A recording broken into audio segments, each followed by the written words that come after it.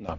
طيب دكتور أحمد، يعني إذا كنت توجه بعض اللوم إلى مؤسسة الأزهر الشريف باعتبارها منبر الإسلام في العالم الإسلامي، يعني كيف يمكن أن نواجه بعض المشاهدين الذين يشككون في المذاهب، وربما يعني اسمح لي في اللفظ يتهمونها بأنها غير مسايرة للعصر وحضارته الجديدة؟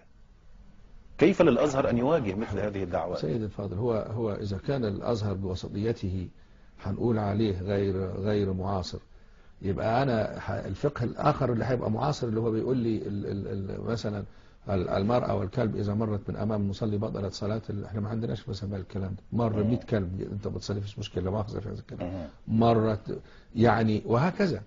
نعم. بالعكس، هذا المذهب الذي يراد نشره الآن هو المذهب الذي فيه بعض المقولات. أقول بعض، أنا رجل بتكلم في العلم فلا بد أن أكون منصفا وأخشى الله. نعم. بعض لا يساير العصر، والمذاهب الأخرى لا تؤمن به.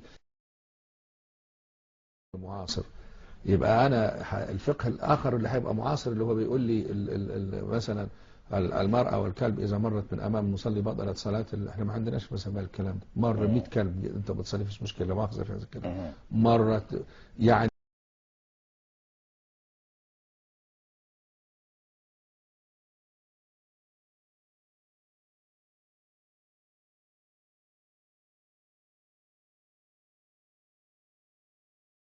أنا رجل بتكلم في العلم فلا بد أن أكون منصفا وأخشى الله. نعم. أنا رجل بتكلم في العلم فلا بد أن أكون منصفا وأخشى الله. نعم. أنا رجل بتكلم في العلم فلا بد أن أكون منصفا وأخشى الله. نعم.